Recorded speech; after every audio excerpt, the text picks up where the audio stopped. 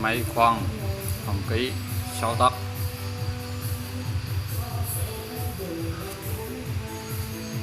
mới mua ở Lazada.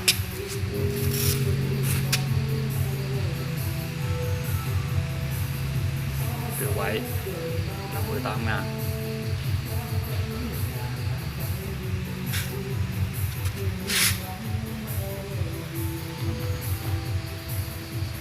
DK 600.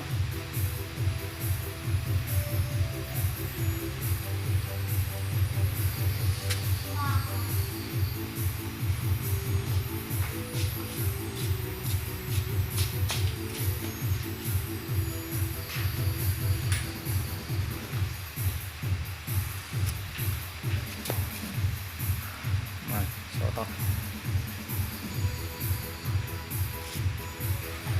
Về đồ lại, cái thứ nhất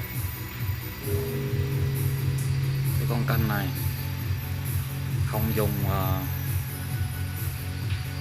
ốp nhựa, bất đồ lại bắt sắt. Cái thứ hai là cái mâm quay này,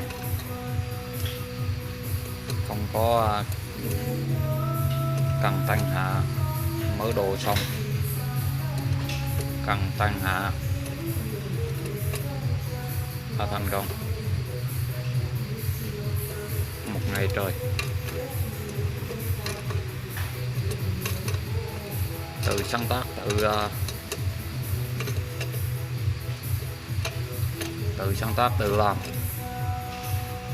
không có đồ làm, chỉ là một cái máy mơn và một cái máy khoan con tay. Thế là đã hoàn thành.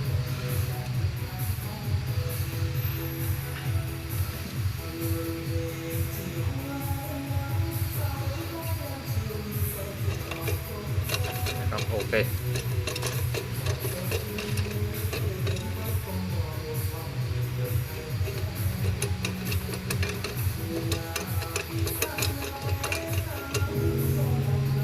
Rồi, xong.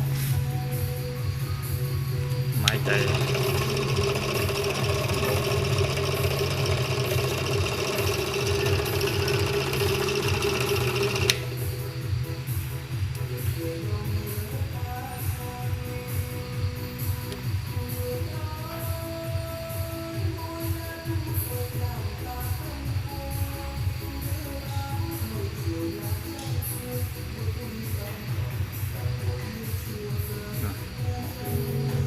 Thứ đã rõ ràng. Máy là động cơ chỉ có 250W, 1450 vòng một phút.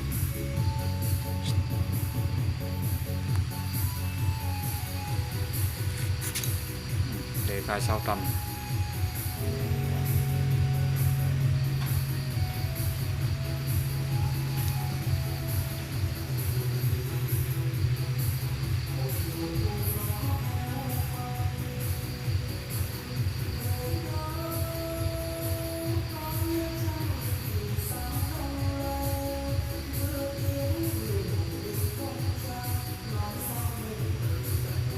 Rồi, vậy thôi, cho cầm biệt